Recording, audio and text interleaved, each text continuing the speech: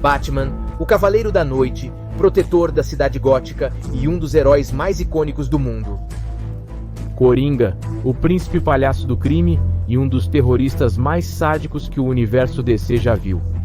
De todos os vilões da extensa galeria do Batman, sem dúvida, Coringa é o que mais machucou tanto a cidade gótica quanto a família do morcego. A morte de Jason Todd, o ataque a Barbara Gordon ou o assassinato da segunda esposa de James Gordon, Sarah Eason, certamente nos mostram que Batman deve sentir um profundo ódio por este personagem. No entanto, por algum motivo, Batman sempre decide trancá-lo novamente em Arkham, de onde sabemos que ele escapará para continuar com um ciclo vicioso em que o Coringa escapa e Batman sempre espera poder detê-lo. Isso nos faz perguntar, não seria melhor matar o Coringa de uma vez? De fato, não seria o Batman de certa forma também responsável pelos crimes que o Coringa cometeu quando escapou de Arkham? Meu nome é Go, o Monitor Geek, e te dou as boas-vindas a um novo vídeo ensaio. Se esta é a sua primeira vez no canal, eu te conto que aqui eu gosto de levar os quadrinhos muito a sério e os analiso profundamente para poder ver além do óbvio. Hoje vou analisar a ética do personagem Batman para tentar responder a uma pergunta que acredito que todos nós já nos fizemos. Batman deveria matar o Coringa?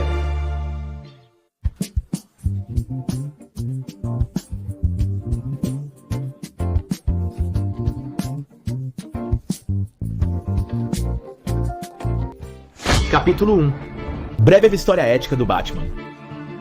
Em 1939 foi publicado o quadrinho Detective Comics número 27, uma edição histórica porque marcou a primeira aparição do Batman. Nele vemos um Batman sombrio e violento que até termina a história batendo em um criminoso, fazendo com que ele caia no ácido. Longe de mostrar remorso, Batman simplesmente se limita a dizer um final adequado para os de sua classe. Após este início sombrio, a carreira do Batman nos quadrinhos deu uma reviravolta inesperada e o personagem se tornou muito mais amigável para as crianças, que eram realmente quem comprava quadrinhos nesta época. Esta mudança também afetou o Coringa, que passou de ser um assassino, como no quadrinho Batman 1, para um palhaço que era mais brincalhão do que malvado. Durante as décadas seguintes, os quadrinhos de super-heróis estavam cheios de histórias simples, nas quais os heróis sempre faziam o que era certo. Vale esclarecer que nessas histórias era muito fácil para os heróis e para os leitores saberem o que era moralmente correto. Durante os anos 70, a indústria dos quadrinhos teve que amadurecer para se adaptar às novas gerações, já que agora os quadrinhos também eram direcionados a um público mais adulto, um público ansioso por histórias mais complexas que trouxessem alguns dilemas éticos. Foi então que os autores Danny O'Neil e Neil Adams se encarregaram de devolver esse toque sombrio tanto ao Batman quanto ao Coringa. Batman agora retornaria às suas raízes de detetive sombrio, enquanto o Coringa voltaria a ser um assassino em massa. Esta mudança culminou com um dos maiores dilemas éticos que o Batman já enfrentou, um que Frank Miller propôs na história em quadrinhos The Dark Knight Returns. Para existir, o Batman deve ser um criminoso? Neste quadrinho, Frank Miller parece nos dizer que sim, Batman agora é um vigilante que opera fora da lei. Não tem mais o apoio do departamento de polícia, de grande parte da cidade gótica ou do governo dos Estados Unidos. No entanto, Batman parece estar completamente de acordo com tudo isso, já que ele acredita que o que ele está fazendo é moralmente correto. Para o Batman, então, a lei nem sempre está certa e há ocasiões em que a única maneira de fazer o que é certo é sendo um criminoso.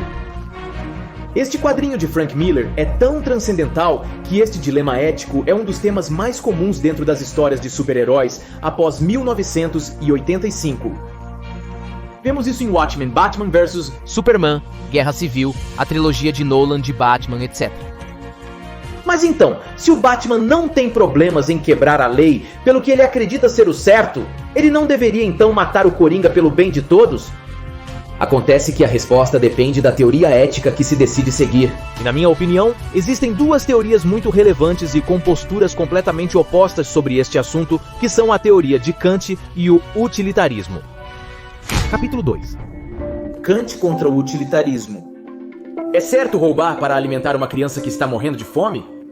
Certamente a maioria das pessoas diria que sim, mas agora vamos tornar isso mais difícil. É certo matar milhões e milhões de pessoas para salvar bilhões de pessoas? A ética é o ramo da filosofia que estuda a moral, ou seja, o comportamento humano que consideramos correto ou incorreto. E é que, ao contrário do que muitas pessoas acreditam, existem situações em que não é tão fácil diferenciar entre um ato moralmente correto e um incorreto. Para nos ajudar nessas decisões difíceis, temos algo chamado teorias éticas, que são teorias que nos ajudam a justificar nossos atos e servem como guia moral na vida. No caso do dilema do Batman, se você acredita que ele deveria matar o Coringa, é provável que você se identifique com uma teoria ética chamada utilitarismo. O utilitarismo é uma teoria que nos diz que a melhor ação, moralmente falando, é aquela que produz o maior utilidade ou benefício para o maior número de indivíduos envolvidos. Em outras palavras, é uma teoria que se concentra nas consequências de uma ação mais do que na própria ação em si. Então, sob essa premissa, se Batman matar o Coringa, estaria prevenindo todas as mortes que o Coringa poderia causar no futuro, o que o tornaria um ato moralmente correto. Uma decisão muito semelhante à que o Superman tomou no quadrinho Injustice. À primeira vista, o utilitarismo não parece tão ruim, mas se Batman seguir por esse caminho, o que acontece se um dia ele tiver que sacrificar uma vida inocente para salvar outras 50 vidas inocentes? Em teoria, um utilitarista clássico deveria assumir esse custo, mas isso não parece algo que o Batman faria. Tanto é assim que no quadrinho Kingdom Come, Batman e sua equipe tentam salvar a vida dos meta-humanos, mesmo que eles possam significar o fim da raça humana. De fato, também vemos como no filme Dark Knight, Batman decide ir salvar Rachel Dawes em vez de Harvey Dent, apesar de Harvey trazer mais benefícios para a cidade gótica. Ironicamente, o Coringa usou essa ética do Batman contra ele, enganando-o para que tomasse a decisão utilitariamente correta. Um detalhe, aliás, completamente genial no roteiro de Nolan. Na maioria das histórias, Batman parece ser extremamente fiel às suas regras pessoais. Então podemos dizer que Bruce Wayne seguia algo conhecido como ética formal kantiana, uma teoria desenvolvida pelo filósofo Immanuel Kant. Outra pessoa que também era extremamente fiel às suas regras pessoais, tanto que tinha todo um conjunto de regras a seguir para que uma conversa em uma festa fosse bem sucedida. O ponto é que Kant, além de ser a alma das festas, desenvolveu algumas regras chamadas imperativos categóricos. A mais famosa, que é a que Batman parece seguir, diz assim: haja apenas de acordo com a máxima pela qual você pode acreditar que ao mesmo tempo se torne uma lei universal. Ok, o que Kant quis dizer é que quando decidimos seguir uma regra pessoal, é porque acreditamos que todos os outros também deveriam segui-la.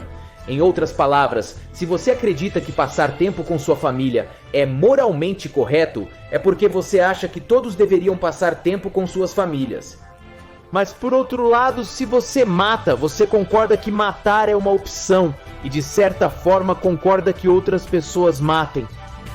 Batman obviamente não concorda com a universalização de matar e por isso não faz exceções, nem mesmo para o Coringa. De fato, Kant dizia que essa é uma muito boa razão. Recentemente, Zack Snyder disse que essa é uma muito boa razão.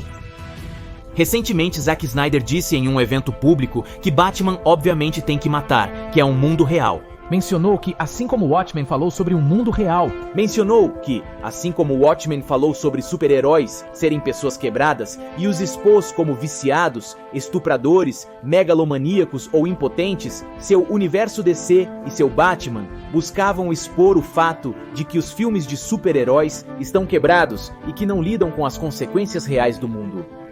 No entanto, eu não concordo com a premissa. E é que para mim Batman não mata.